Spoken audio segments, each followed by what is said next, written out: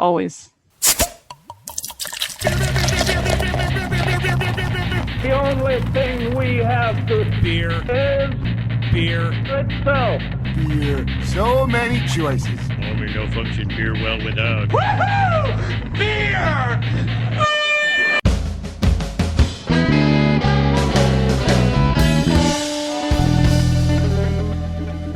Hello and welcome to another episode of Beer Busters. We're going to bring you the news and reviews of your favorite brews. I am Dan Baker. I am joined by my co-host, Dan Brewologist. Steph Hefner. And the demented and fermented Wayne Baker. Boy, do we have a special episode for you. Boy, howdy. Boy, howdy. In all seriousness, we were promoting this for a while. Once it was confirmed and we had the dates and everything, we were lucky enough to run a panel at the end of the Philadelphia Grain and Malt Symposium brought to us by our friends at Deer Creek and, of course, U Sciences also. But we got to have a really cool discussion that you're going to hear it in a little bit anyway, but I'm actually really excited that we got to do this and that you're going to hear it. And if you weren't, in attendance to see and hear it when it was live, look out for next year's Grain and Malt Symposium because I'm sure they're going to do cool stuff like this again. It was a lot of fun. You know what's really cool about it that I realized just now? It's kind of the first event podcast we've done in a long time, yeah. In the past year because it was a virtual event. We did it, over Zoom. So it's been recorded as well, which is pretty nice in many formats. But yeah, it's kind of the first beer event we've done, even though it's still a virtual event. It kind of feels like an event. Yeah, and we had a couple on our calendar in 2020 that ended up not happening. Yeah. So that was kind of a bummer. A lot of things we were really looking forward to doing, especially in the April-May timeframe. There were 3 of them I think we were going to do just in those 2 months. Yeah. And man, I can't wait to do in-person events again. The virtual one was cool, don't get me wrong, but yeah. God. There was a thing on Twitter recently. Somebody posted what's one thing you learned about yourself during quarantine? And my answer was, I still hate people, but I miss hating people around other people. I miss hating people in person. Yeah. That's a good personality you want to sort of cultivate as a podcast. Oh, yeah, totally. Totally. I don't hate all people, just most. You listening to this, you're probably fine. You're on the good list. Well, we do have a lot we're going to get into. Remember, you can follow along and find out, what's going to happen when by following us on Twitter and Instagram. We're at Beer Busters, Facebook, Beer Busters Podcast. There's beerbusterspodcast.com. Don't forget to add /shop. Get some of that sweet, sweet merch. YouTube. Anyway, we can get some sweatpants in the merch. There's leggings. I don't know if there's sweatpants. I really want sweatpants with Beer Busters down the leg. I'll look into it. That would be kind of cool. All right. There's youtube.com/beerbusterspodcast, where Wayne puts together really cool edited versions of Happy Fun Time games. Yeah, definitely check out our YouTube channel.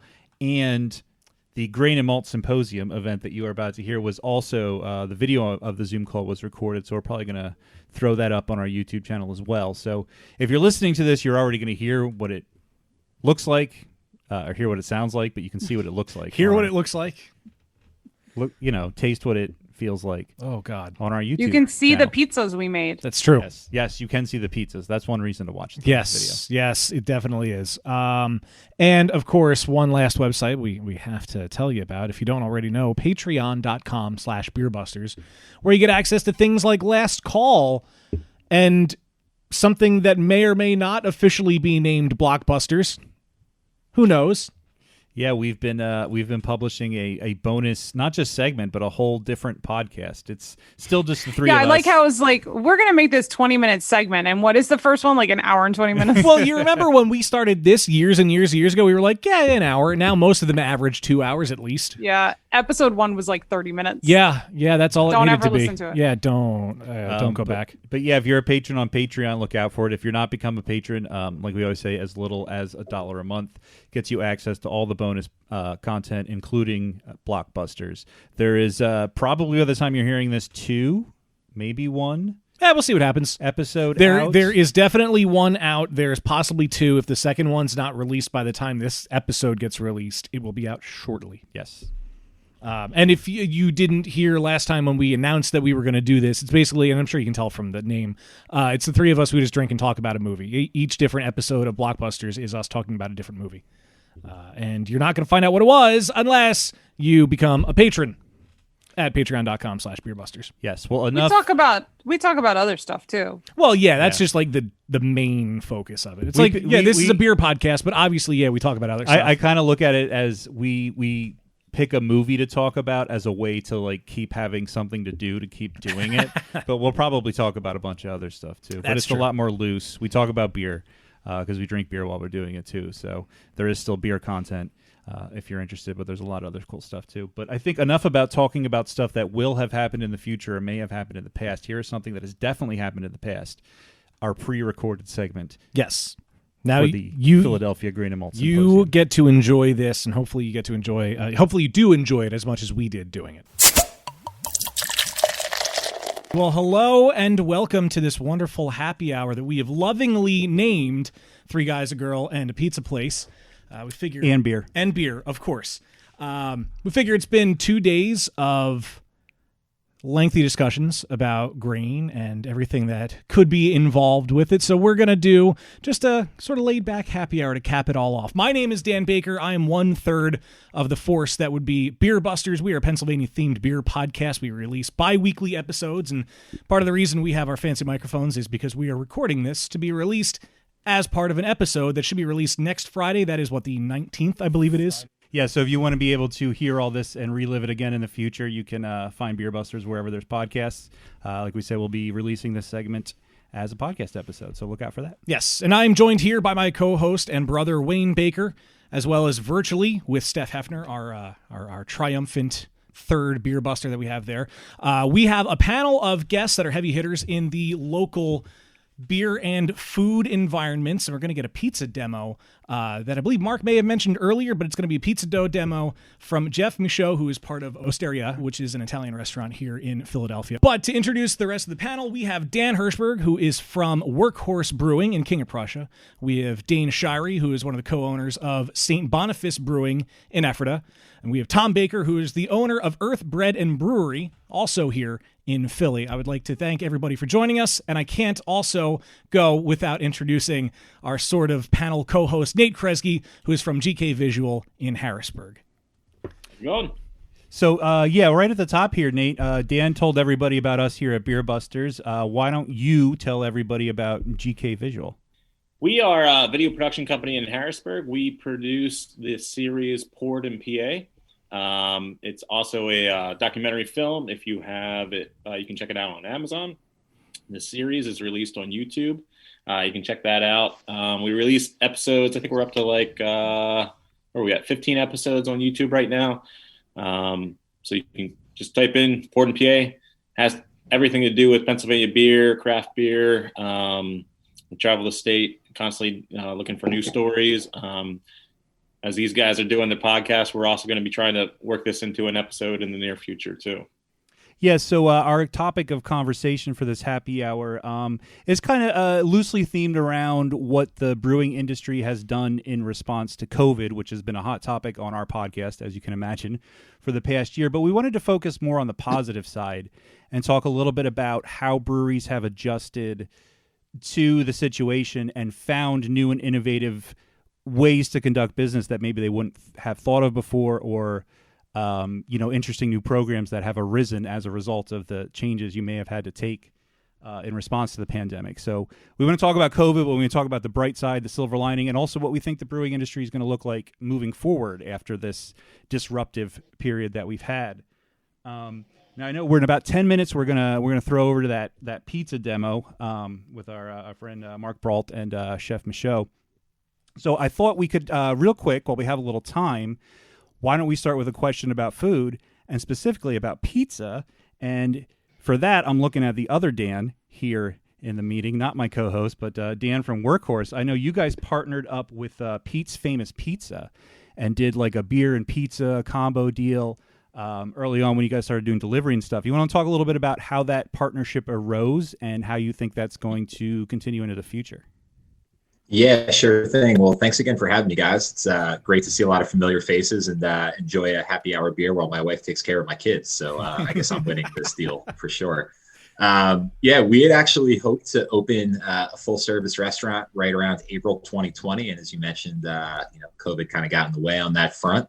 But we decided from the very beginning of opening our brewery, we were going to focus kind of on our core competencies of running a tap room, running a production facility, and self-distribution, kind of running a trucking company. So opening a restaurant was never really something that we wanted to tackle ourselves, and we kind of kept our ear to the ground and had gotten in touch with the guys from Pete's, actually because we just liked eating their food. And when we sent out an RFP looking for restaurant partners, they had kind of thrown their name in the hat, if you will. And it ended up making a lot of sense because rather than opening a full-scale commercial kitchen, they had a very large kind of mobile, I don't want to call it a food truck because it's kind of like a supersized mobile kitchen.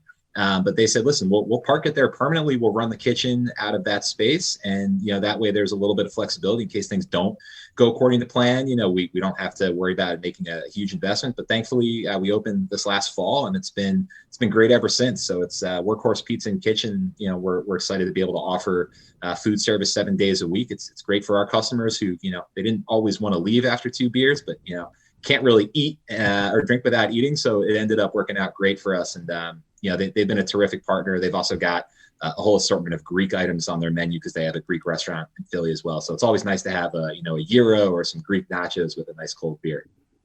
Now, Dan, I have to say, one, thank you for partnering with them because during the pandemic, especially in the beginning, I ordered your beer and their pizza way too much.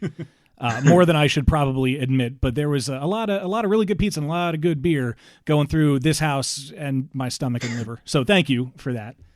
It wasn't too much, just for the record. You did it just the right amount. So full support over here. You're the man with the perfect answer all the time. Thank you. Thank you. Now, since we're still talking about pizza and we have a couple minutes before we can throw over to that dough demo, our friends out at St. Boniface have also known the pizza lifestyle a little bit. So Dane, why don't you bring that up a little bit and tell us what you guys might have done with or without that oven during COVID?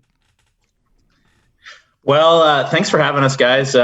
It has definitely been an interesting year, to say the least. I know we're approaching that 1 year anniversary where everything shut down, but it's been crazy. That luckily our kitchen, we've been doing pizza for a few years now. So while our takeout business wasn't ever takeout food business wasn't ever a big thing, it was easy to transition to that. So we moved obviously all to go. We've tried a little bit of the delivery here and there, but it's definitely been an adventure. But to go the opposite direction of what Dan did at Workhorse, we decided to open a full service restaurant in the middle of a pandemic. So which doesn't have pizza. So I know I'm getting off topic a little bit, but we opened a restaurant in downtown Lidditz called Tide House Lidditz. Which is completely different than our tap room in Ephrata. And to say the least, it's been a challenge, obviously, because of the current conditions, but we've had nothing but support from our customers, both in Ephrata, Lidditz, Lancaster, and even further than that, all throughout Pennsylvania. So although it's been tough, it's been great to make it through with our customers.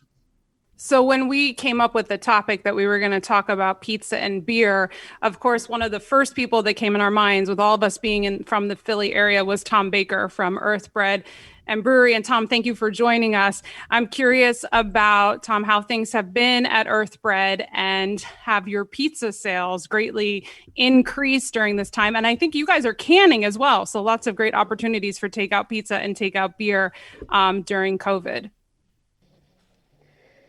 Yeah, thanks for having me as well. We're actually doing canning at Brewery Techni, which is my other project down in Spring Garden, lemon meringue IPA, product placement. But at Earth, things have been weird. The whole year has been sort of a up and down of, we never really did a lot of to-go when we were open in 2019. I never really thought our flatbread pizza expressed itself well, out of a cardboard box. But certainly when the shutdown and COVID happened, we didn't have any outdoor seating, and we transitioned to entirely takeout. And in the beginning, in March and April and May of of 2020, we were doing amazing sales. People were generous, tipping, and then in the summer, it got warmer. People had maybe some other opportunities, and it changed a bit. And so now we're back open inside, just at 25%, just because we have to. Although people are being cautious and we're not seeing the numbers, but we're plugging along, trying to do everything we can, change our menu a bit. We just do pizza, but we're thinking about some other things that doesn't move that far away from the brand of bread. Doing some other things that we could, attract a different crowd, maybe. I know that pizza and beer has definitely gotten me through this pandemic over the past year. So, and many beers and pizzas from these 3 breweries represented here. So thank you to all 3 of you. And please continue to make great beer and great pizza. Very, very well said. So like Wayne said, yeah, we obviously we all drink beer and are very familiar with it, and pizza, and we've mentioned the food aspect of it, but there are a couple beers that we do need to try during this fun little happy hour. And right now we're starting off with Trogue's one. It's Scratch Series 430, which is a label out to the camera, very nice, which is a spelt golden lager, which I just took my very first sip of, and it is absolutely incredible. And it's brewed with Pennsylvania grown and malted spelt, and 80 spelt baguettes from the high street on Market. I really enjoy this. It's very good. Can't go wrong with a Trogue Scratch beer. Any Trogue beer, really. That's true. So I know Nate there showed us he's also sharing in this same beer at the moment. While we have a couple minutes here, why don't everybody just tell us what you guys are drinking? Dan, over there at Workhorse, what are you sipping on? Yeah, I've been waiting for this, non-25 degree day to crack open a can of our margarita, which is our key lime goza. My little backdrop isn't letting me show the can. Unfortunately, the label's green. So yeah, I think you folks will probably be able to get the drift of what I'm going for here. But yeah, really light, very sessionable, low ABV, tart crisp for a day like today. I've just been staring out my window longingly, wishing I could actually drink it outside, but this will have to suffice. So all of your sunny faces make up the lack of me drinking this at a beer garden. Dane, what do you have? What are you drinking? Well, I wanted to get I saw you guys were going to be drinking the 430, and I wanted to get to Trogues this weekend, but I didn't. But I'll have to do with a 225 lager straight out of Lancaster. This was our collaboration brew that we did a couple years ago with LNP to celebrate their 225th anniversary. And it is it's that warmer weather has me ready to drink some light, crispy beers, and it's hitting me right tonight. So well, to be fair, you should be ready to drink that kind of beer any day of the year, I would argue. I agree. I agree. I don't know if everybody does, but I totally agree with you. Yeah. And Tom, you said you were drinking the lemon meringue IPA, correct? Yeah, lemon meringue. It's just a straight up sort of American IPA, all Citra with some lemon zest. That's 6.8. It's a good beer for today. It reminds me of the summer's coming. Thankfully, yeah. A lot of very summer hopeful beers right now. I poured a little bit of the 430 in a glass to see how beautiful this lager is. And Dane, I have to tell you, I drank a lot of 225 over the last year. St. Boniface is very close in proximity to my home. I can get there in about 20 minutes. So there were a lot of purchases of 225 cases. We appreciate the support during the pandemic. Yeah, that's a phenomenal beer. But I just want to show everyone how beautiful this lager is. And I feel like a lot of breweries, I don't know if they just had extra tank space and time, but I just love all the extra lagers we're seeing out. Anyone that knows us at Beer Busters, we are diehard lager fans, but I'm really pleased to see lots of lagers. We're also big pizza fans too, right? Oh, yeah, without a doubt. Speaking of pizza, it is 5:45 on the dot, which I feel like we should ask if Mark and Jeff are ready for their pizza dough demo. Mark and Jeff are ready for the pizza dough demo. Awesome, right? Let's talk about pizza dough. 430. Oh, even better. Even better. All right, take it away, guys. Awesome. Well, thank you very much for having me. Really appreciate it. Hope you guys are all doing well. Pizza is definitely a thing we've been doing quite a while here in Astoria. And actually, I was part of the veteran family, so we opened all the veteran family pizzerias, and so it's really a passion of mine. So today we're going to show you a couple ways to stretch out some dough. So we have a pretty wet dough at Osteria. We do about 65% hydration. And what I like to do is I like to mix a little bit of durum flour with 00 flour on the table because it's ground a little coarser. So the durum flour is the yellowish flour, and it gives a little bit of coarseness to the table, which helps you roll out the pizza. So it's really important when you ball the dough up that it's nice and round. If you lose that round shape in the beginning, you're going to lose the round shape at the end. I like to start by just kind of patting it, getting a little bit flat one way, and then I'll rub my fingers just to create that border. And then press down in the middle. I'll flip it. I'll press down in the middle again, and I'll usually pull it towards myself, and I'll start to go in a circular direction on the table to start to stretch it out. When I get it to about a little more than half of what I'm looking for, I'll pick the pizza up, get the flour out of the way, kind of shake some of that flour off, and I'm using the backhand of my knuckles, and I just want to stretch it slightly, turn it, again, turn it, whoops, more time. I'll bring it towards the edge of the table just to flatten it out. We'll make a nice round dough. And then from here, we'll top it.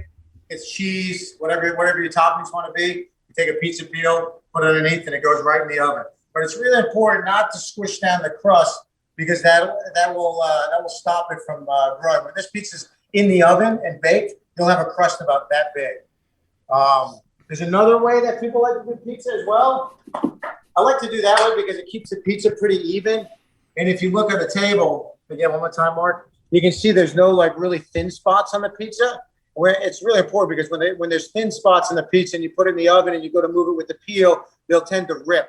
So you kind of want to have somewhat of an even structure, an even stretching of the dough. And then if you stretch it too much, now you can start to see that it's going to start to rip. You get thinner areas here, and it gets a little thicker on the bottom.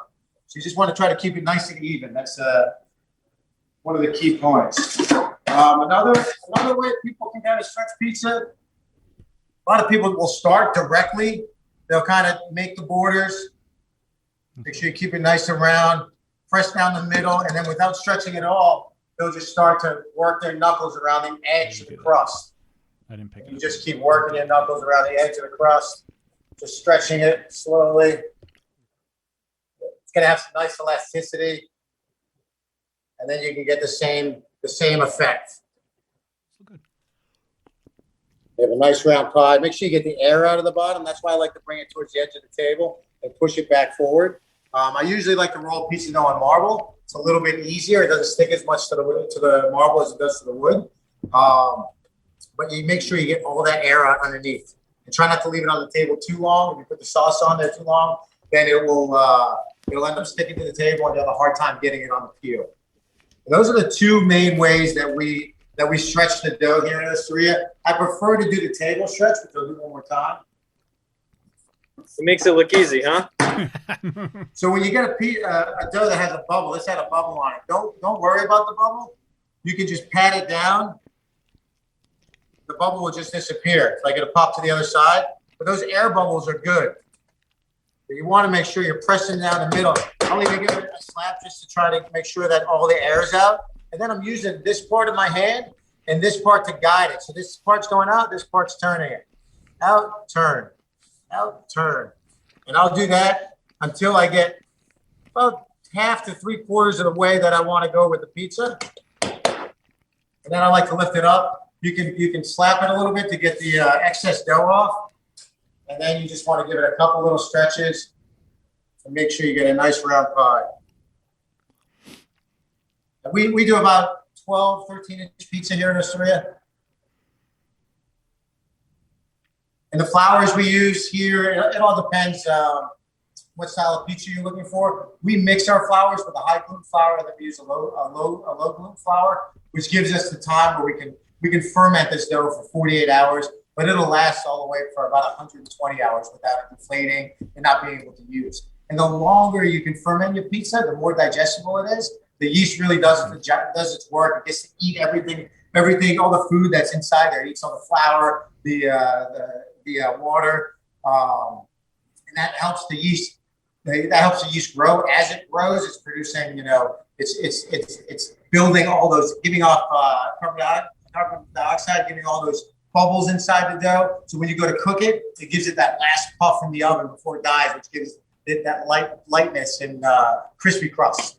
So, thanks so much for having me. I hope you enjoyed the demo. Very much so. Thank you for educating us. Now we also makes it look pretty easy, huh? Yeah, definitely. Very, very easy. So peek behind the curtain. Deer Creek, they sell pizza dough kits, which they were kind enough to send to me and Wayne and to Steph. And Wayne did ours between last night and today. And as he was watching Chef Michaud do the demonstration, he's like, I should have done that. I should have done that. I should have done that. So it was really cool to see that and know that I didn't play a hand in anything. However, Wayne, I got to say, the pizza that you made turned out really good.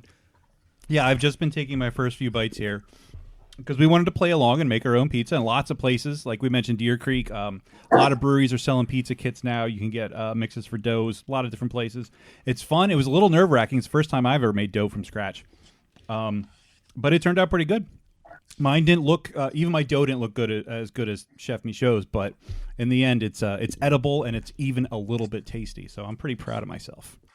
That's awesome. There's a reason why I was on the camera and not on the pizza station.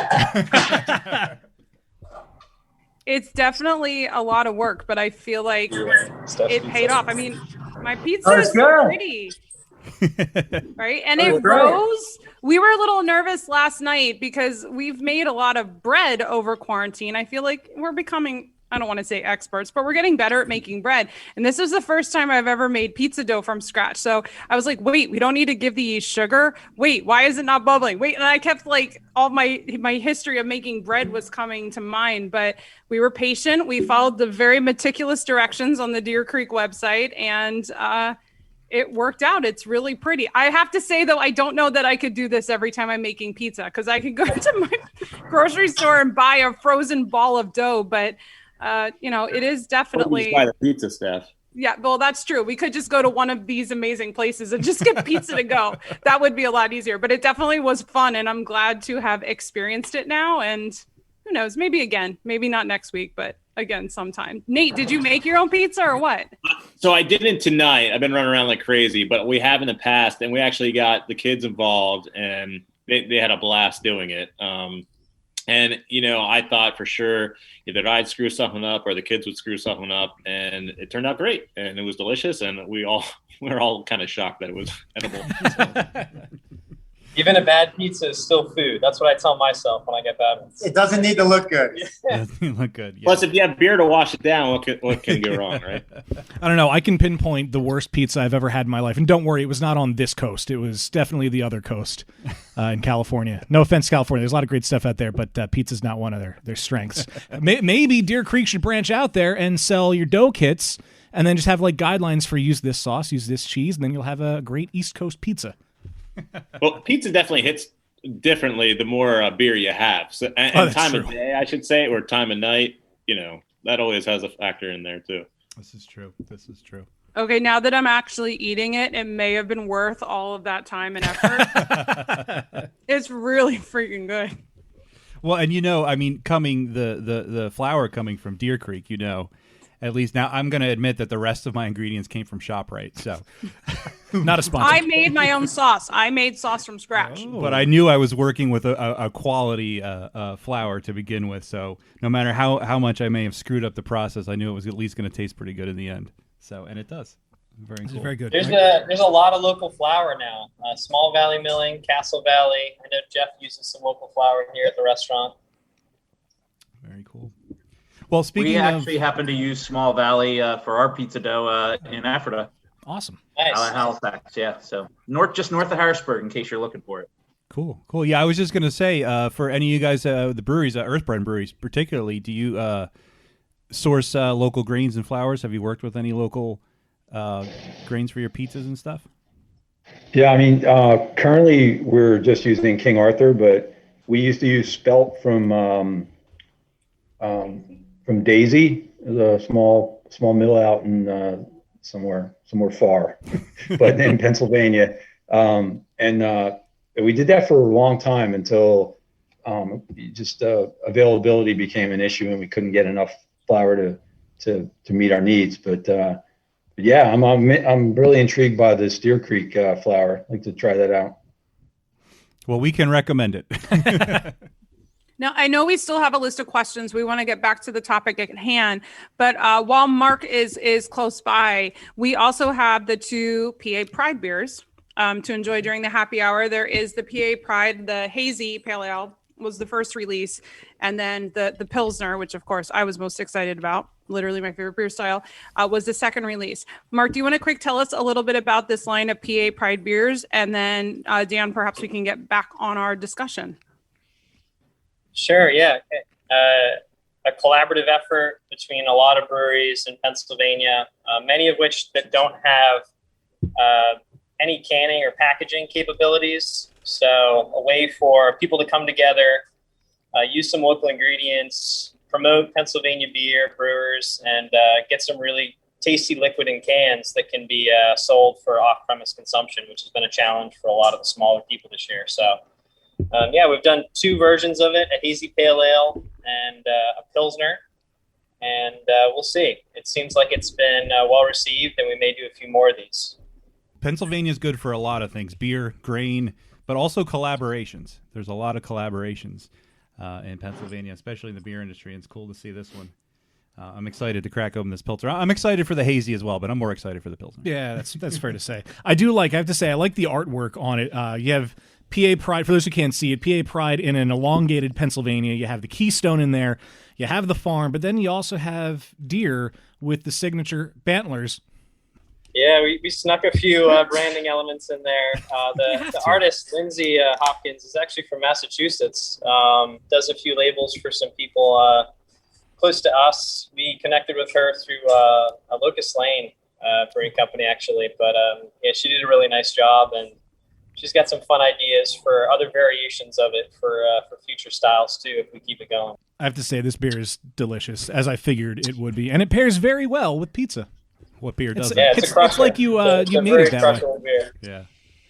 You guys have some favorites that you like to pair, the beers that you like to pair with your pizza? Ooh, good pizza and beer pairings. Oof. All right, I got to be that guy that mentions the word. For a very long time, I was a huge fan of Domino's Pizza, and I know this is the wrong company to say that in, but the cheese on a cardboard. Listen, I'm not going to lie. It was because we lived with a guy who kind of forced his way into our basement to be a roommate. Like, he was kind of squatting in our basement, and we just kind of let it slide.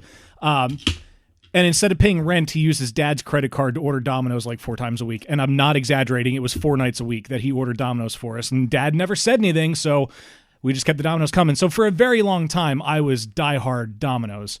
And for that, I feel like you need, I don't know, like PBR or something. Domino's and PBR, yeah. But if you're looking at like Dominator after a night of drinking in college, but I things have changed since. Yes. Now Is that anyone my less tastes concerned about less concerned about this guy squatting in your house and more concerned about the Domino's? Like that's where my head's at right here. Well, I mean, he wasn't necessarily. We knew the guy, so he was a friend. He just showed up at a party and never left, and then just took over our basement. Oh, those guys are out there, yeah. Yeah. Someone in the chat has suggested Natty Light. I'd just like to mention with Domino's, absolutely. With Domino's. And this goes for anybody that's watching the panel now. Please make use of the chat. Throw any questions or comments into there, and we'll see what works its way into the conversation.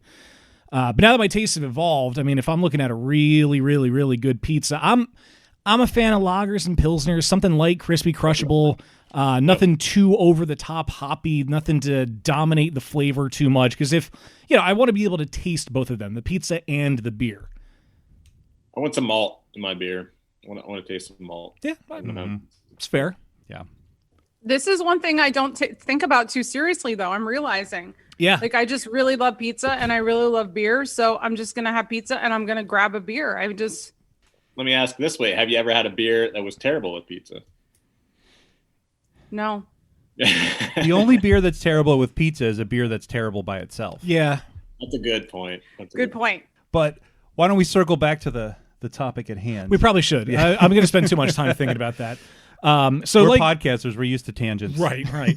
So like Wayne said at the top of the panel, what we really wanted to do, besides talk about beer and pizza, two of our favorite things on this planet, we also wanted to talk about some of the silver linings that could have come from businesses having to pivot during the pandemic, and curious really to see what we think the beer scene will look like after this is in the rearview mirror, because there are things societally that are just not going to change, and maybe it's for the better, maybe it's, you know, more of a hassle than it might be worth. But one thing is for sure, none of our lives are going to be the same after this, and that goes to the way that we consume food and beer. So I guess, why don't we start with Dan? We already touched on what Workhorse had done with Pete's, but have you guys done anything else in the past year to kind of help figure out how you're going to navigate through COVID? Yeah, I mean, essentially our operating model coming into the pandemic was, we have a 70,000 square foot production brewery and a massive taproom and event space, and we wanted to crowd as many people into that space as possible, whether it was through private or corporate events, large public events that we would throw, and that clearly went out the window. So while we were able to, I think, leverage the scale of our production facility to take advantage of packaging and, kind of grow relationships with our partners in distribution, that was the big part of it, but really the pivot to at-home delivery, from day one. And it's funny to have this conversation, a mere few days before the 1 year anniversary of when this all went down. But, we looked at it, I think, first 24 hours probably feeling a little fatalistic of, what's going to happen? Did we, make a bad decision investing in a brewery that may or may not exist in a year? But thankfully, I don't feel that way anymore. And after, again, 24 hours waking up, realizing that we had, a dedicated crew of bar staff that didn't ostensibly have a job with no bar to run. Everyone just stepped up and said, we want to help however we can. And said, well, do you like driving? Sure. Do you like selling beer? Okay, cool. So we basically kept all of our team in place and ended up growing a fleet of, at-home delivery drivers. And it's been a huge part of our revenue mix for the last year. And I don't anticipate that changing. I mean, it's not at the peak as it was in May of 2020, but it's still a pretty significant chunk of our overall revenue. And I think there's a lot of folks who, whether or not they are going to come back to the tap room in the future, I assume they will at some point. Even the folks who do come, they still order for the convenience. So I just think in general, having an opportunity to connect with people, to make the process easy. We do, I think, a pretty decent job of making the online checkout side of things very straightforward, very clear about communication when we're showing up and all that good jazz. I think it's been really well received. And frankly, just as a consumer, I try to make all my decisions based off of what I would want as a consumer, not as the person running the business. And to be able to sit at home and, click a couple buttons and have a mixed case of beer delivered to my house, in Center City, I'll get my beer from Pete's within an hour. I mean, it's awesome. It's super convenient. So, and I know we're not the only ones out there. I've taken advantage of a lot of our friends in the industry who are doing the exact same things. So it's just cool to see how everyone, I think, was so willing to roll up their sleeves in the industry and just, not accept that, we have to live in a world that's challenging. We'll find a solution and we'll find a way to make it through here. And I think if you were to take a survey and just ask brewery owners, what have you changed in response to COVID? I think the very top of the list would be delivering, delivering beer, delivering food, all that kind of stuff. And I actually want to get some thoughts from Tom, because anyone who's familiar with our podcast will know that everybody here has pretty good friends of the show that we've had on the podcast and talked to a lot, with the exception of Tom Baker. We haven't really had a chance to connect with you as a podcast, so I'm kind of curious to get your take. I know you mentioned about being a little reluctant to put your pizza in boxes and things like that, but what kind of adjustments did you make during COVID that you think will continue going forward in how you run Earth Bread and Brewery? Wow.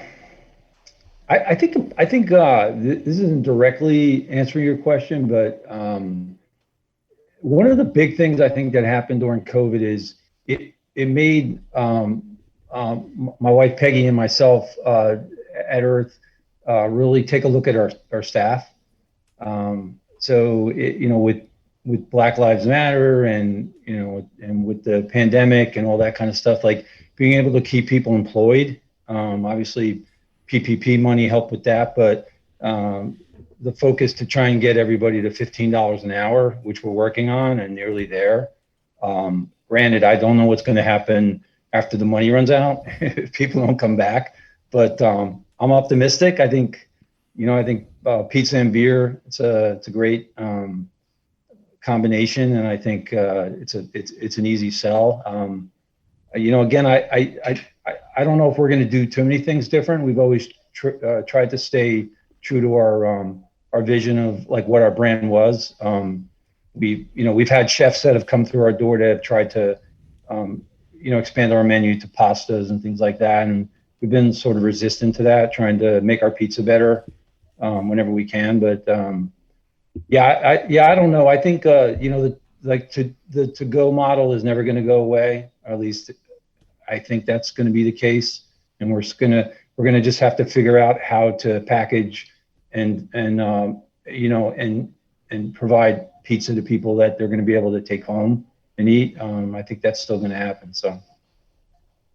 Yeah, you kind of learn what you can do when you have to do it. Yeah, it's right. That's interesting. And you brought up a really interesting point that, like, honestly, in all the preparation we did for this panel and what we were going to talk about, I didn't really consider as a topic of conversation, and that is that not only has the past year forced businesses to change the way they operate because of government regulations to curb the spread of COVID, but also it's been a year of some cultural and civil unrest and a lot of reckoning for a lot of things that have been wrong in our society for a very long time are coming into the light and have come into the light this past year.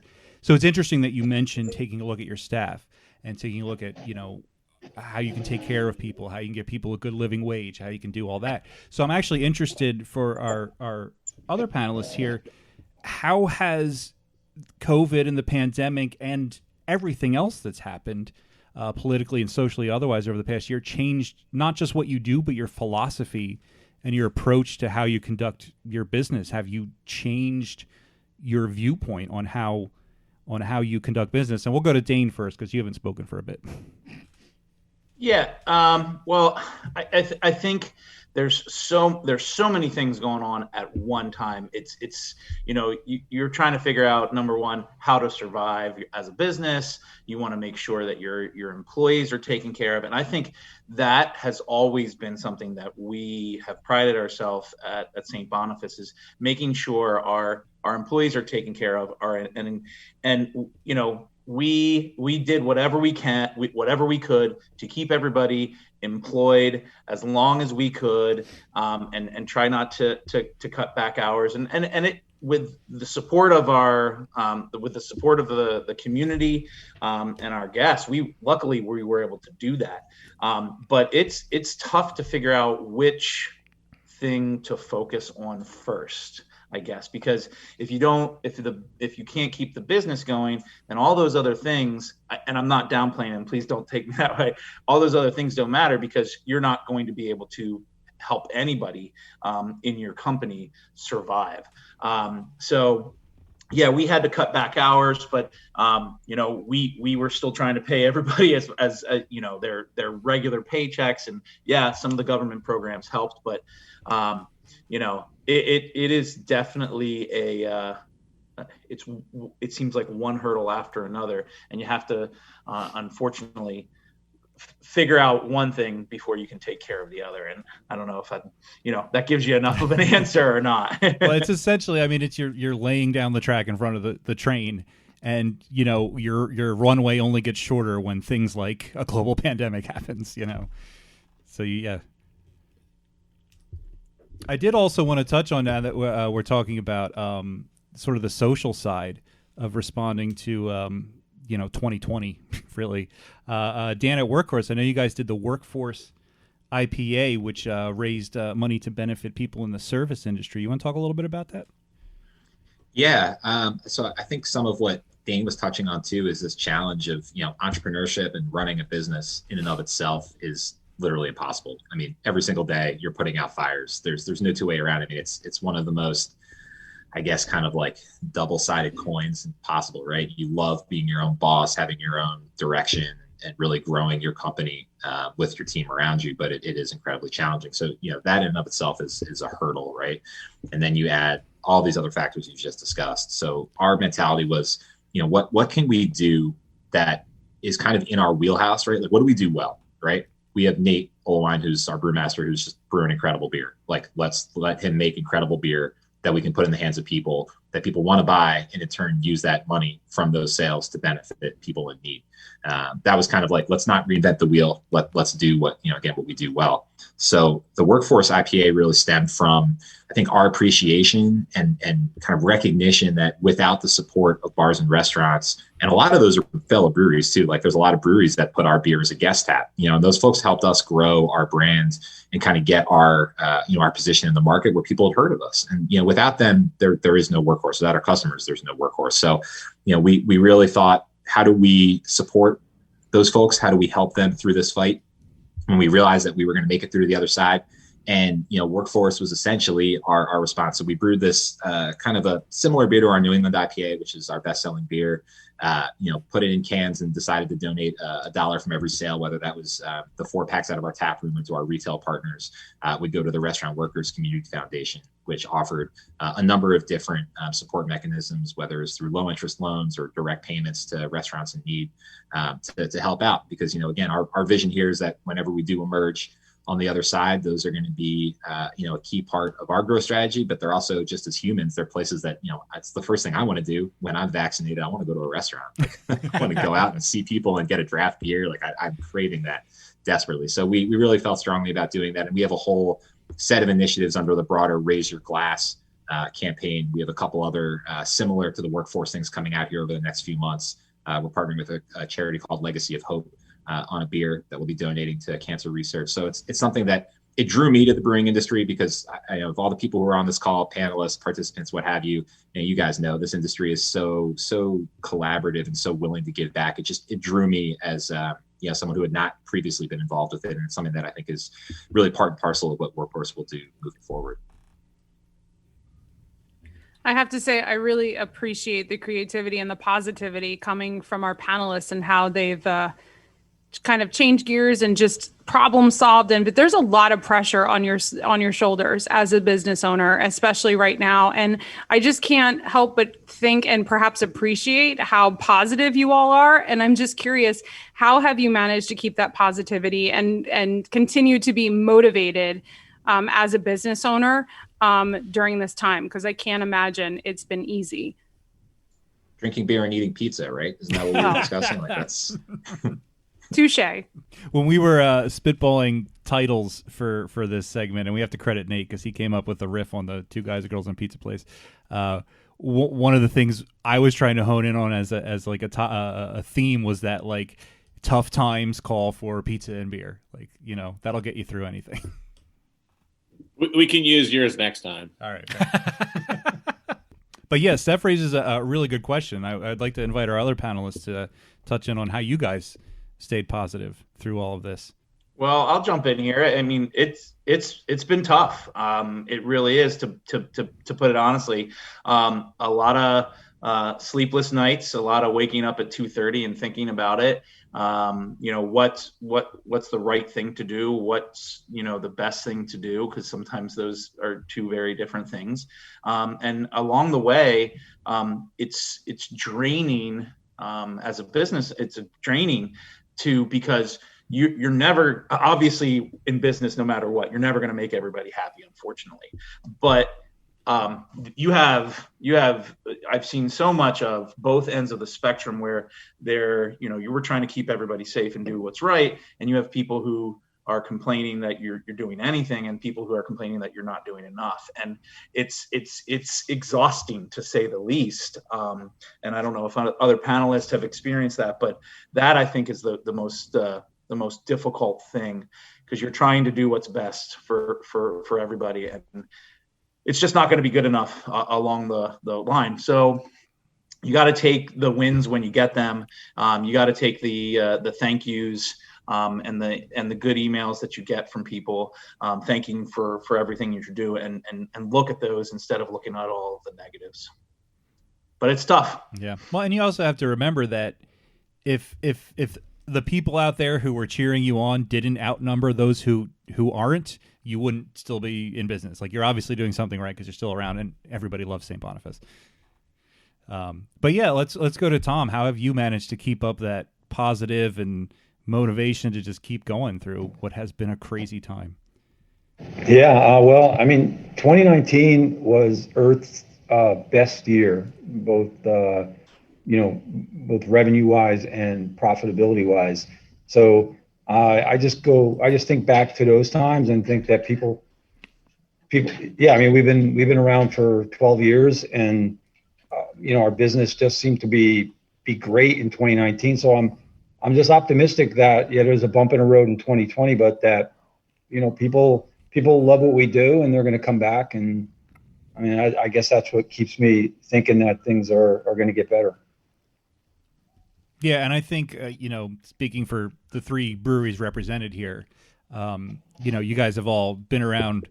Workhorse fairly newish compared to the rest, but you've all been around for a decent amount of time and have all been well praised in the beer community. So you obviously were doing something right before, and so yeah, I think just knowing that once you get to the other side of it, that you have a solid business, you have a solid business plan, and as long as you can survive the tough times, that will come back. So that's really cool to hear. We did have a question in our Q&A box here, and I didn't want to ignore anybody. So Adam asked, which beer styles pair best with pizzas that have red meats, veggies, or white pizza? Oh. So anybody have any beer style suggestions for different styles of pizza?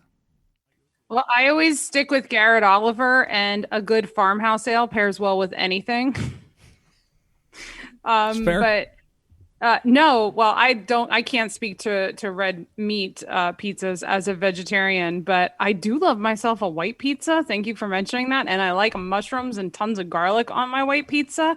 So for me, I think I would go like a nice clean Helles with that, or maybe even a spicier saison, not like a fruity saison.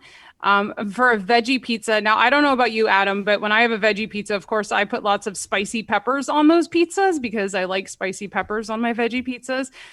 So I may go something a little more on the hoppy side. Steph likes spicy peppers on anything, not just pizza. let's get that clear.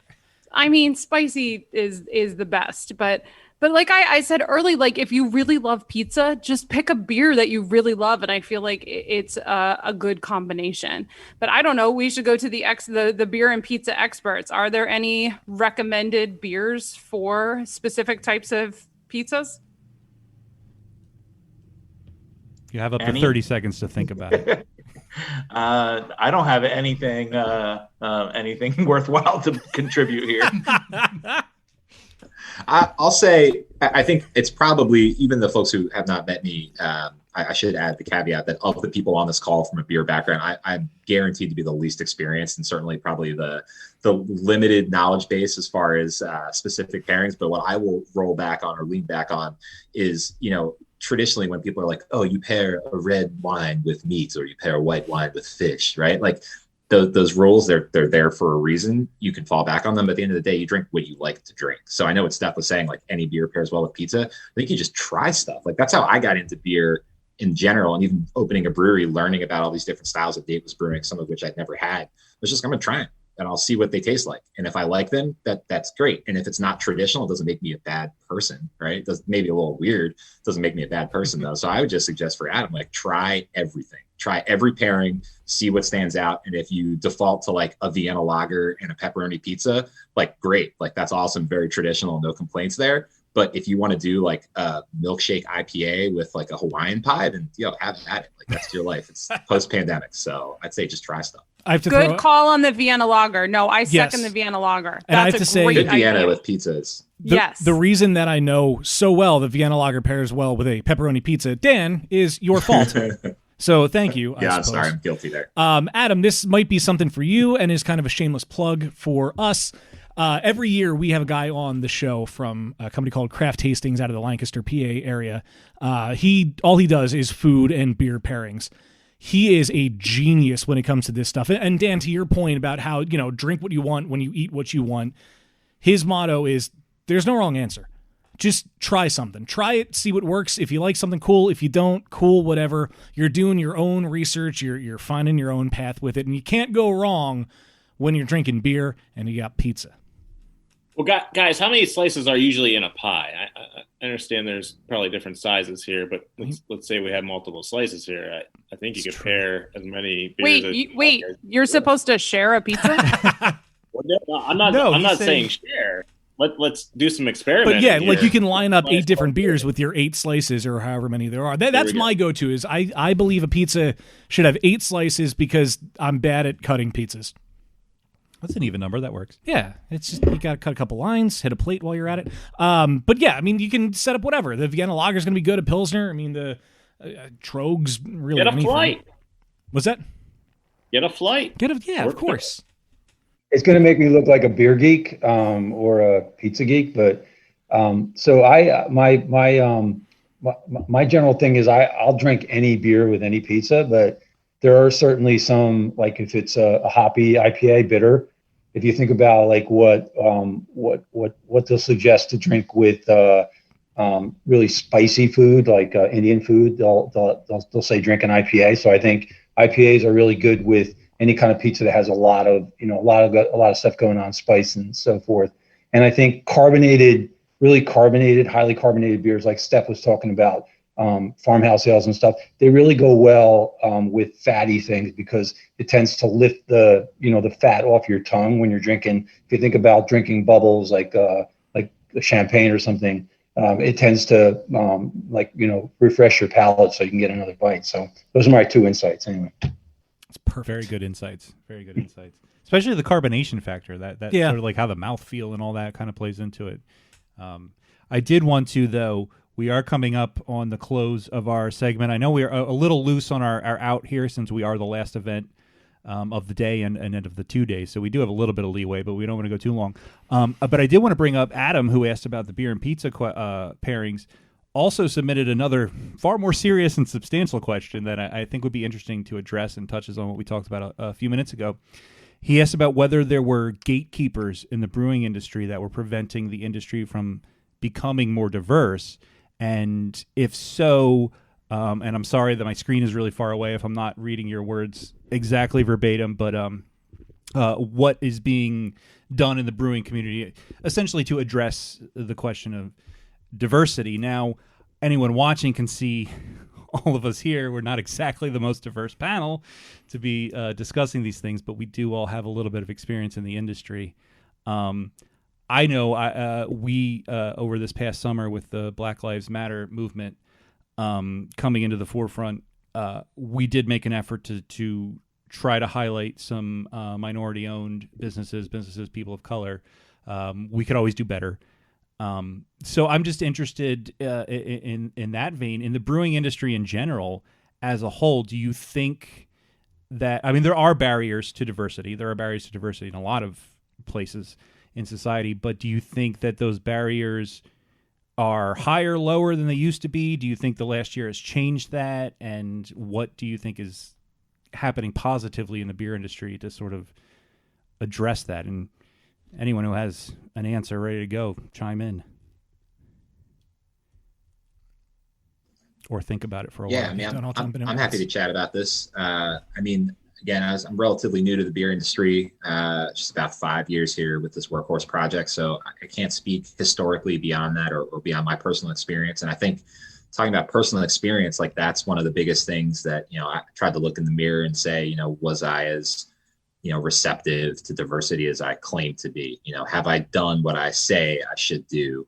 Or do I just, post a black square on my Instagram and do some promos and then forget about it? And I think that's what at least I've tried to consider as best we can on the Workhorse side is, what are the initiatives?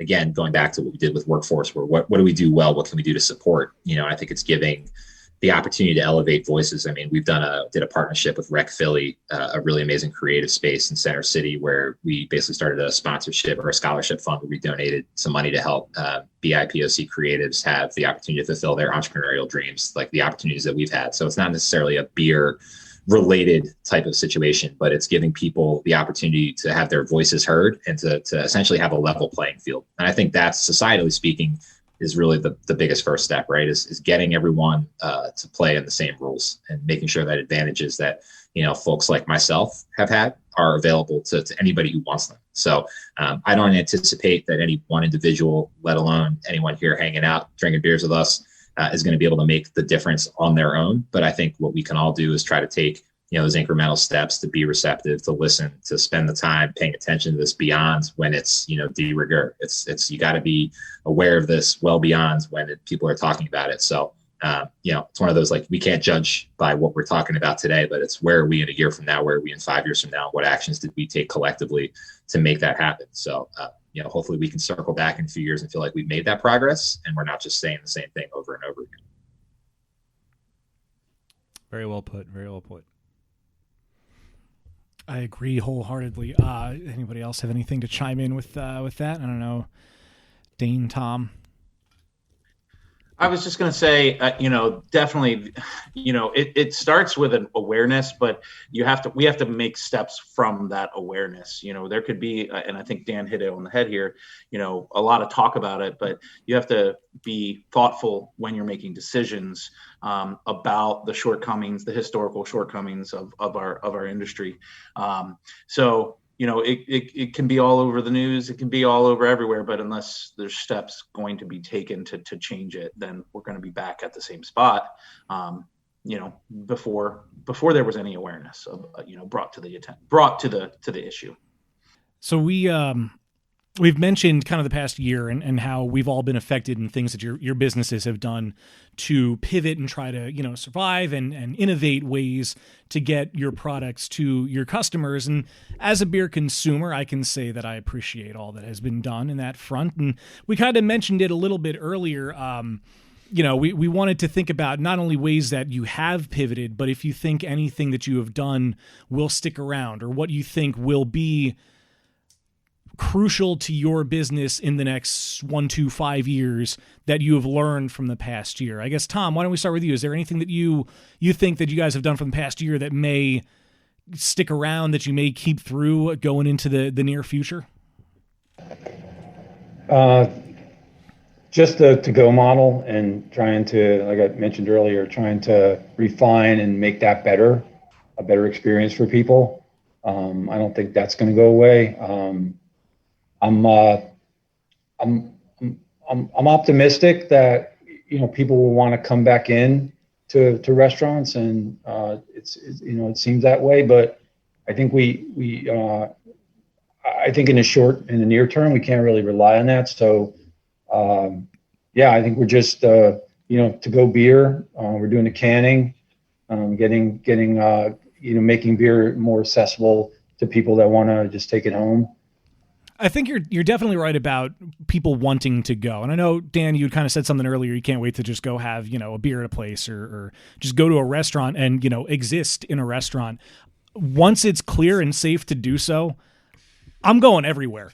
I don't care if I've been there. I don't care it's food I don't like. I'm going everywhere. So I'm assuming there are other people that think like me. So Tom, I think you're right in saying, people want to go. They're going to want to get back out there because we've more or less been deprived a year and change of experiences. And I, for one, have really started feeling the gravity of that situation within the past 2 weeks more than I had the entire past year.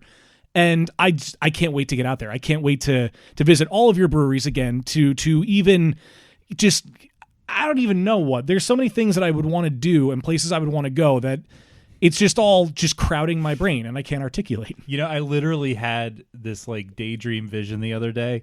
So I know restrictions and guidelines in different places have been different here and there. Dan and I know, Tom, you are here in Philadelphia, and other Dan, in the city, restrictions have been greater than they have been in the rest of the state. So we've been living under slightly tighter lockdowns in general. All that being said is to say, I know I can technically go out and eat in a restaurant right now if I want to, but I haven't in a very long time. And I just had this vision of being out at a restaurant, drinking a beer and eating a burger and just breaking down into tears and being like, this is so normal. This is so normal. And I can't wait till that happens. And, there's plenty of good food and good beer to be had in Philly and in Pennsylvania in general. Yeah. And I think be awesome to get a lot back of times we kind of take for granted and it's not even just a Pennsylvania thing. I mean, everybody kind of takes for granted the local spots. You know, you look at it as, I can go down the street and pick up a pizza. Yeah, I can, go to my favorite corner bar. But you don't really know what you have until it's gone, unfortunately. And I think this year has made us realize that, holy cow, man, we really got to support the local places if we want them to be there in our lives going forward. And I think that, can apply to all of your businesses because, you feed and liquor up the local communities. And, I'd argue it's very necessary. It is. Well, that's also the sense of community coming together and bonding that beer and brewing brings. We are getting close to we're past our time, but like I said, it's not so strict right now. For a couple minutes. So we probably should wrap up. If anyone else in the chat or anything has something to ask, if you want to pop in some questions in the next couple seconds, we'll try to rapid fire those out. Otherwise, we'll start making our exit here, I think. Yeah, I think we should. First and foremost, we want to say thank you to everybody that's out there watching and listening. Of course, we want to say thank you to the fine panelists that we have here. So I guess we'll kind of go rapid fire. I guess we can start with Dan. If anybody wants to learn more about Workhorse, where should they go? They can go to workhorsebrewing.com to learn more about what we're doing. Although if you just want to buy beer, shop.workhorsebrewing.com will be the place to go. We do statewide shipping, do at-home delivery within about a 13-ish mile radius of KOP and pretty much all throughout Center City. Guaranteed same-day delivery if you order by 3 p.m. We also do contactless pickup at the tap room, and we are open for indoor and outdoor dining 7 days a week, food and beer. You can also just shoot me an email or hit us up on social media. We're always happy to chat and shoot the breeze. And it's been great to come on with you guys. Appreciate the time. And Dane and Tom, thanks for your insights as well. I'm a fan of both of the work that you guys do and hope to share beer with you in the future in person here soon. That is awesome. Dan, I have one thing I need to say, and I'm going to say it publicly because I have to now. You need your Center City location to expand delivery half a mile south. Just going to throw that out there. It was cool at the beginning of last year, but now the site's automated and it cuts off a half mile north of our house. You know that all you have to do is raise that Beer Buster's hand and beer will come to your house. I know. I kind of don't want to take advantage of any pull we may or may not have in the industry, but or you could just drop it on the quarter. The point of having friends in the beer industry is to take advantage of us, use us. That's the deal. No. Well, Dan, thank you for being part of the panel. Thank you for all that you have done over the years that you have at Workhorse, and thanks for being a good friend to us here at Beer Busters. Oh, thank you guys. Feel the same way. Oh, thanks. Thank you. Tom, if people want to learn more about Earthbread Brewery, where should they go? They can go to earthbreadbrewery.com. We're not a sophisticated online site there, but they can see our menus and our hours and make a reservation for dining in if they care to. I'll also like to plug Brewery Techni and Bar Hygge. It's Hygge down in Spring Garden. And they have an online store. You can buy beer, and we have a wine shop there as well. You can get some wines. And I'd just like to thank you guys for having me. I really enjoyed it. It was very interesting to talk to hear what other people are doing.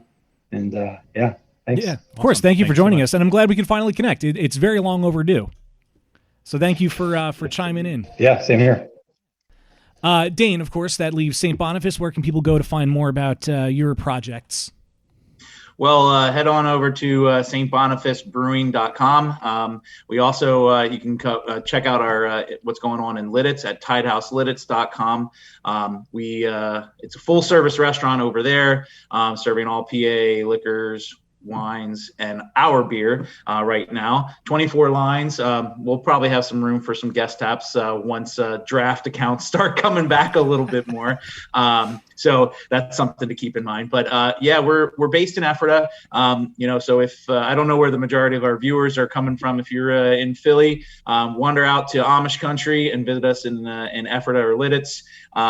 But in the city, we're being distributed through ABV Beverage out of Port Richmond. Check them out. We're in a couple spots here and there all over the city. But hit us up on social media if you're interested in finding a beer in the 5 counties, or come visit us out in Lancaster County. It's always a good time. Dane, we can't thank you enough for being part of this as well. I mean, everything you've done beer-wise, food-wise, and, you've been an old chum of ours for a while. Thanks for taking part. Can I just say that I just want to interject real quick here when you mentioned Tide House. In the past year, I have been to 2 restaurants to dine in. One was Tide House, and the other was in Chicago. Nice, awesome. Yeah, that was a fun night at Tide House. But yes, thank you, all 3 of you, for chiming in. It's been fantastic. Nate, I want to, of course, throw back to you. Hold on. What? I also have to point out the one time in the last year that the 3 of us have been together in person was at Tide House. That's a very good point. The last time we recorded in real life podcast time was March 13th, 2020. And the only time all 3 of us were together in person since then was Tide House. Yeah. That is very true. Good point. Sorry to interrupt. No, that's fine. It's a very good point that needed to be said. You just jump in front of me like that. That's fine. So, Nate, of course, we want to say thank you to you for helping us with the panel and taking time with this. I know we mentioned it earlier when we introed you at the top of the hour, but where can people go to find out about GK Visual and what projects should they look for and what's on the horizon? Yeah, our big thing is Port PA, so check that out on YouTube.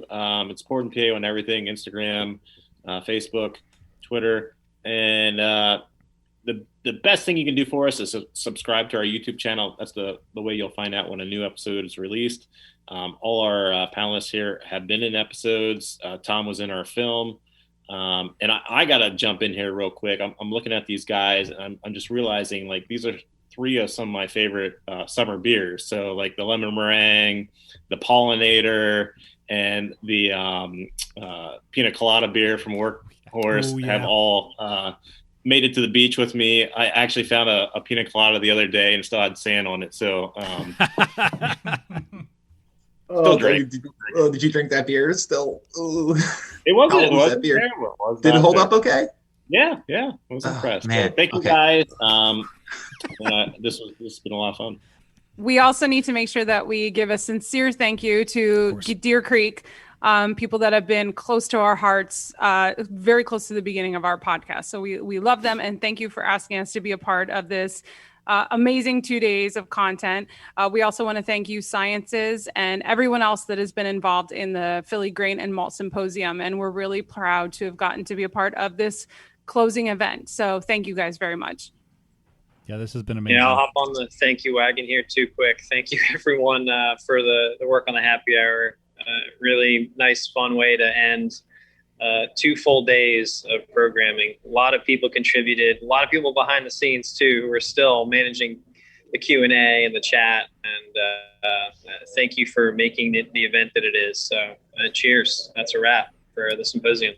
Awesome. Thank you so much. Thank you so much. Also find Beer Busters online. We're out there. Just Google us. Yeah, beerbusterspodcast.com. For Wayne and Steph, I'm Dan Baker. Thank you for tuning in. Thank you to everybody who participated, and cheers to everybody.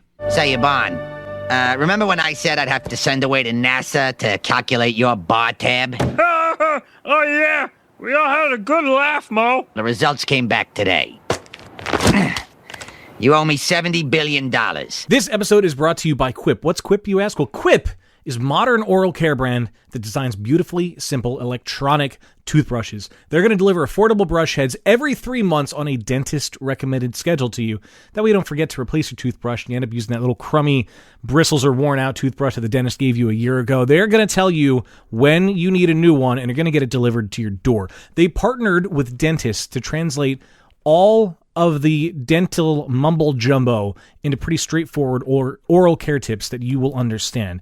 There are smart accessories, like they have a press wall mount that attaches to any glossy surface and detaches pretty easily too, so you can just move it around as you see fit, wherever you want your toothbrush to be. And they have toothpaste tubes that provide a guide on how much to use, so you're not overdoing it or underdoing it. And they've got a 2-minute timer on the brush to make sure that you don't shortchange yourself and end up with a dirty mouth. To find out more and revolutionize your mouth, head over to tryquip.com/beerbusters, and you're going to get a free $10 refill. Again, that's tryquip.com/beerbusters. Well, that was fun. It was a whole lot of fun, and I hope we get to do something like that again. Of course, we love the guys and gals at Deer Creek. And thanks to the panel of guests. Thanks to Nate for helping us host it. I wanted to say, speaking of Deer Creek, I wanted to bring it up. We we have a long history with Deer Creek. We haven't really done much with them in quite a while, but we have episode 69 of our podcast entitled Pure Sizzle, which I remember off the top of my head because it was such an awesome time. We drank so many growlers of beer. Yeah. We had to pee in a porta potty that did not have a light. I forgot about the And Francisco the Piñata was there. I forgot about the piñata. That porta potty, I shat in. Yeah, and I felt so bad because I knew like somebody was going to have to clean that. Somebody I knew was going to have to clean it. Well, that's what it's there for. And also, we mentioned our YouTube channel at the top of the episode, as we usually do. Our most viewed video on YouTube is the video we shot at Deer Creek Malt House. Oh, cool. 5 years ago, if not more now, where they go through the process of making malts, and we put together a video about it.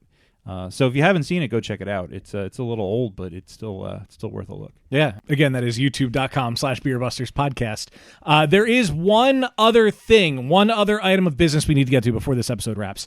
I owe an apology to our friends at Poor Man's Brewing because last time we recorded with them, which was just last episode, we got into last call. Now this is, even for those of you who are not patrons, one thing they started talking about in last call was a project they have coming up that I don't really want to spoil too much about it now.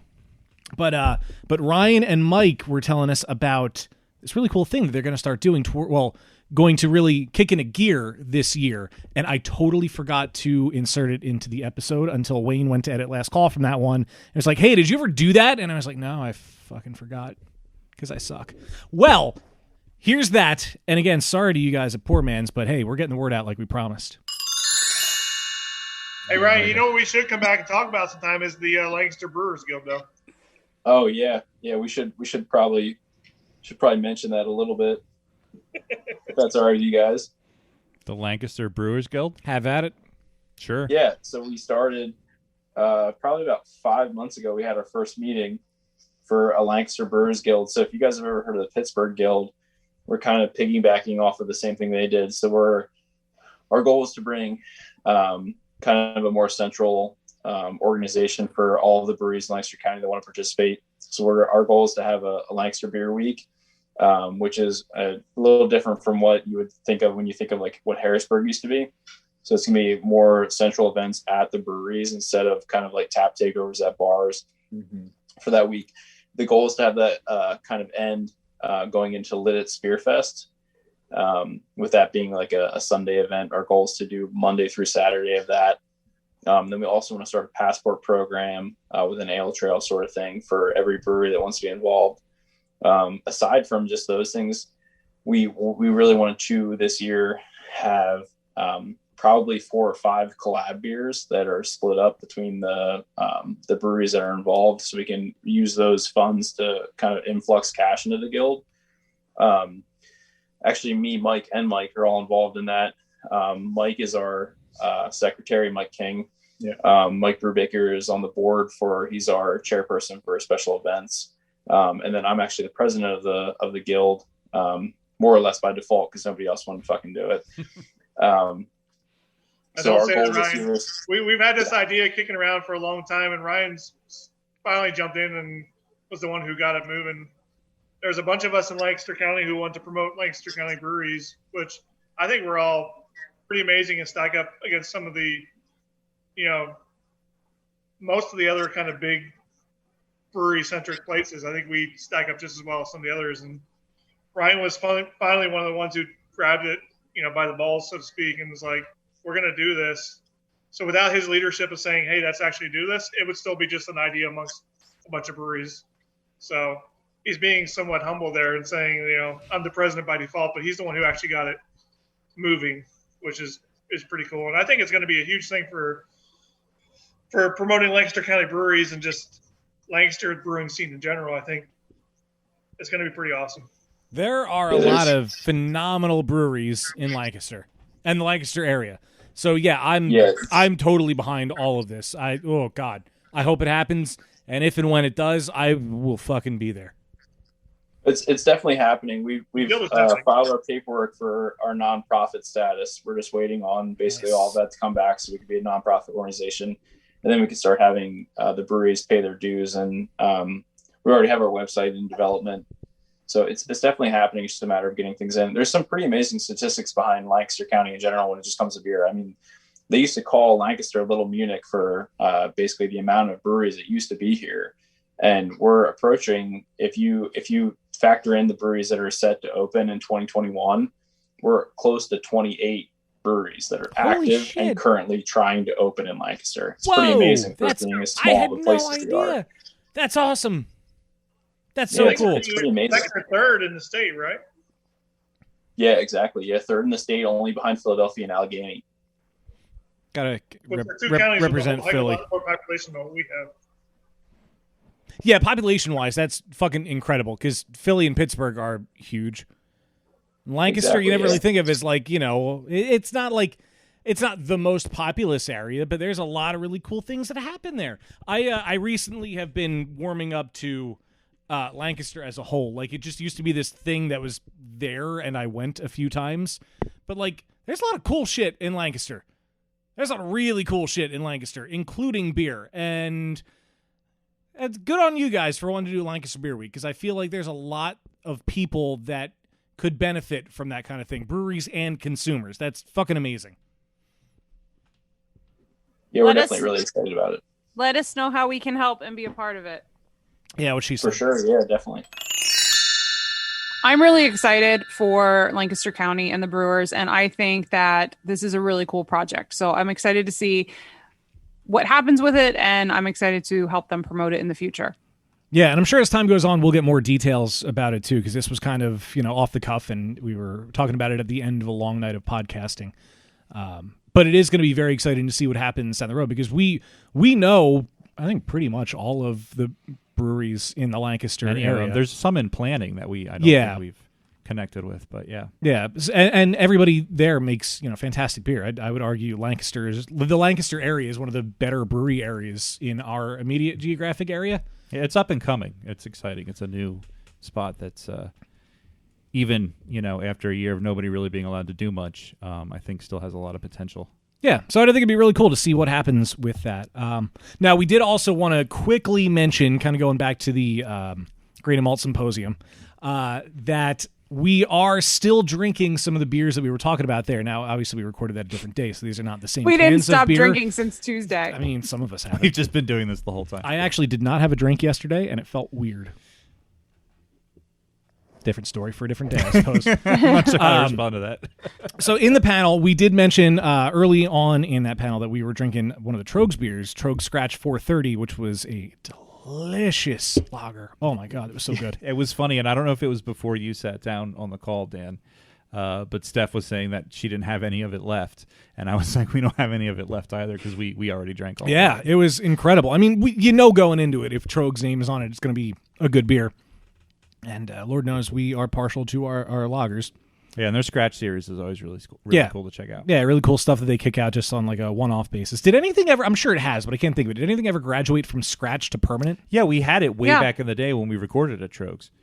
There's many that have. That was, 7 years ago? Yeah, but we had a beer, I believe it was a Belgian of some sort, maybe a double or a triple, and we had the Scratch beer and then like a variant of it, but there was and I don't remember the details, but in any event, there was a beer that had just graduated or something from the Scratch line, and we had that, and then we also had like Scratch beers that were similar to it or the Scratch version. I don't remember. Nice.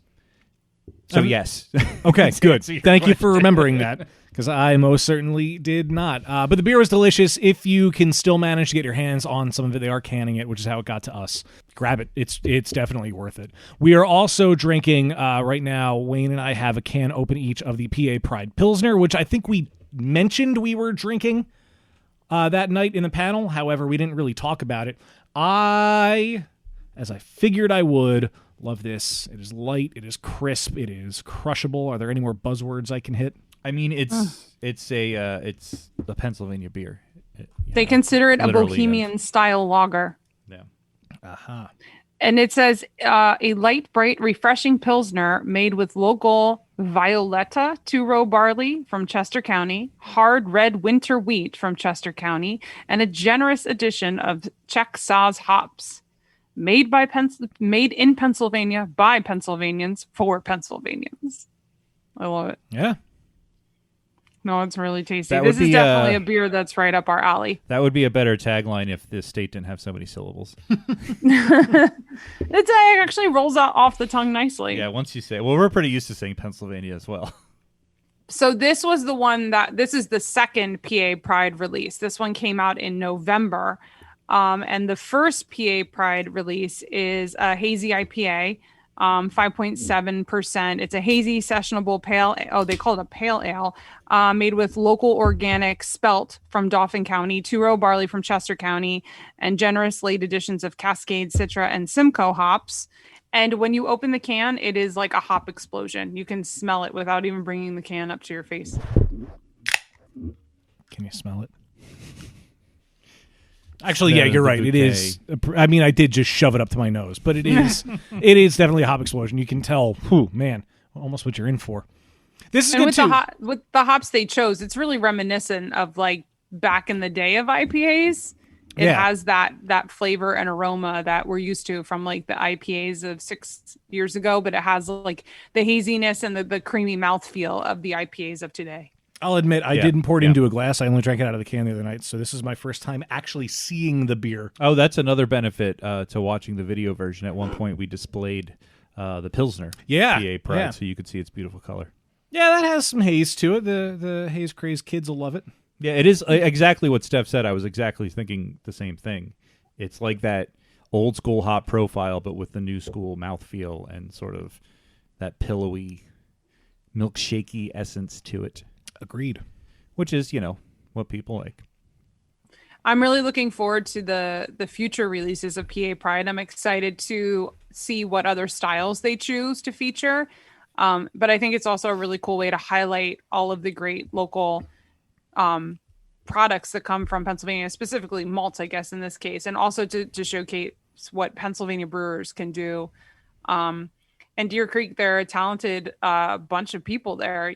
They're not just making malts and malt products, but also turning it into, what were they calling them? Consumer beverages, I believe was the Is that what they? key phrase. I missed that, Beverages. I guess. But yeah, they're doing a whole lot of things there, which we talked about. I mean, we got the flour for the pizza dough from them. Yeah, we also got pancake mix. We haven't used yet. Yeah, I know. It was a real struggle last weekend to not make those when you weren't here. Well, do you have to use it all at once? No. No, but I probably will.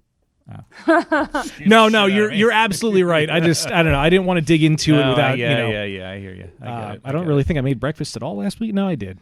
Anyway. That's the best part about the weekend is making breakfast. Yeah, but there's also an argument to be made for ordering breakfast.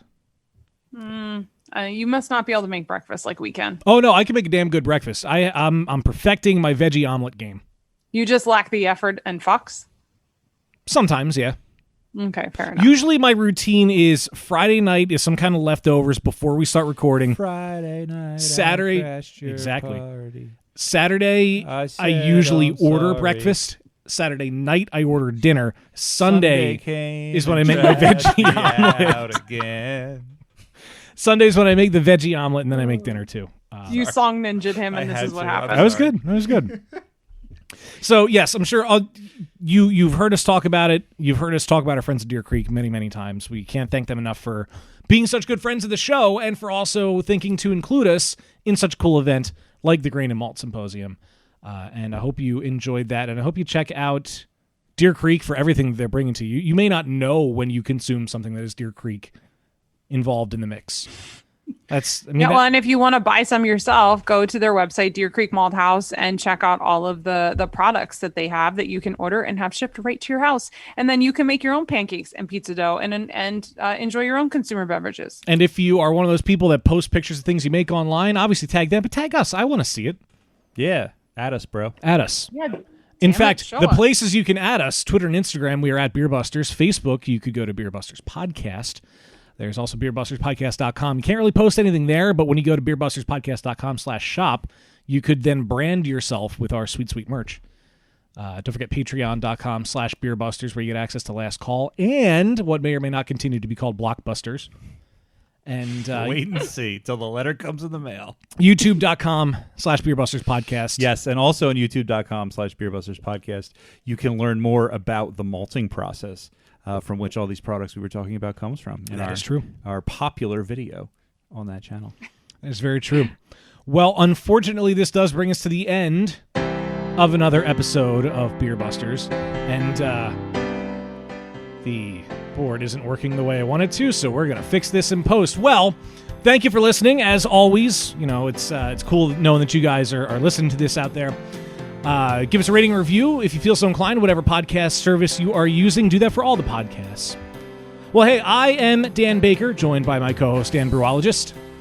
Steph Hefner. And, of course, the demented and fermented Wayne Baker. No squids or baby chicks were harmed in the making of this episode. Neither. Nor horses. That's a wrap. We'll see you next time on Beer Busters, because the music's not over yet. I set the smoke alarm off when I was making the Deer Creek pizza.